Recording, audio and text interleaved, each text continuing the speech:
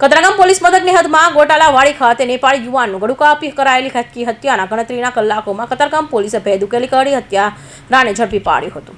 સુરતમાં ગુનાખોરી drama police મેદાને આવી ગઈ છે ત્યારે કતારગામ ખાતે રહેતા 21 વર્ષીય નેપાળી યુવાન સરોજ બહેરાની કતારગામ ગોતાલાવાડી ખાતે ગળું કાપી ઘાતકી હત્યા કરાઈ હતી।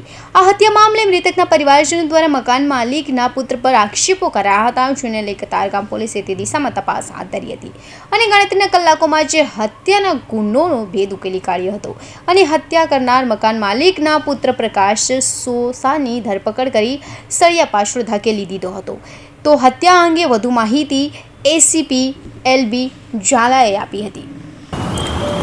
ગઈકાલે રાત્રિના 11:30 વાગ્યાના અરસામાં કતારગામ પોલીસ સ્ટેશનમાં એક ખૂનનો બનાવ બનેલ છે।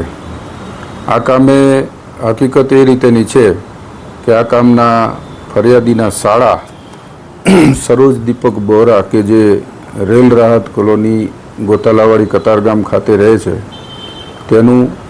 તેની બાજુમાં રહેતા પ્રકાશ મૂળજી સોસા નામના આરોપીએ તેની કપડાની બેગ પોતે બહારગામ જવાનો હોય લઈ જવા માટે તેના કપડાં ખાલી કરી લઈ ગયેલ તે બેગ પાછી લેવા જતાં થયેલ બોલાચાલીમાં તેને ગળાના ભાગે ચપ્પુ મારી દઈ ગંભીર ઈજા પહોંચાડી તેનું મોત નિપજાવતા ઉપરોક્ત ફરિયાદ જાહેર થઈ જ છે। જે ફરિયાદ અનુસંધાને કતારગામ પોલીસ સ્ટેશનમાં ખૂનનો ગુનો રજીસ્ટર કરી police inspector Shri BK Chaudhary નાઓએ તપાસ હાથ ધરેલ છે અને પોલીસે ખૂબ જ મહેનત કરી ગણતરીના કલાકોમાં આરોપી પ્રકાશ સોસાને પકડી પાડેલ છે અને હાલ આગળની તપાસ ચાલુ છે। સર, આરોપીનો કોઈ ગુનાહિત ઇતિહાસ છે? કોણ છે આરોપી અને આ બંનેના સંપર્કમાં કઈ રીતના આવ્યો હતો? આરોપી જે છે એનો કતારગામ પોલીસ સ્ટેશનમાં ગુનાહિત ઇતિહાસ છે। શરીર સંબંધી ગુનામાં પણ અગાઉ પકડાયેલો છે, દારૂના ગુનામાં પણ પકડાયેલો છે અને થોડા સમય પહેલાં જ 2 વાહન ચોરીના ગુનામાં પણ પકડાયેલ હતો અને છેલ્લા 2 દિવસ પહેલાં જ એ જામીન મુક્ત થઈને આવેલ હતો અને ત્યાર પછી એણે આ ખૂનનો ગુનો આચરેલ છે। સર, આરોપીનું નામ શું છે અને પોલીસે કઈ રીતે એને પકડી પાડ્યો?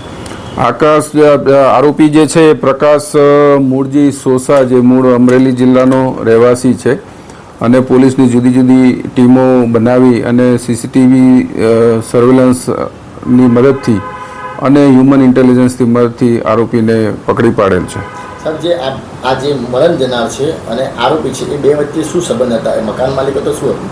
ને આ જે મરણ જનાર ને ફરિયાદ પક્ષ વચ્ચે કોઈ સંબંધ નથી, પરંતુ મરણ જનારના મકાનમાં આ કામના આરોપી છે એ ભાડેથી રહેતા હોવાને એકબીજાને પરિચયમાં હતા।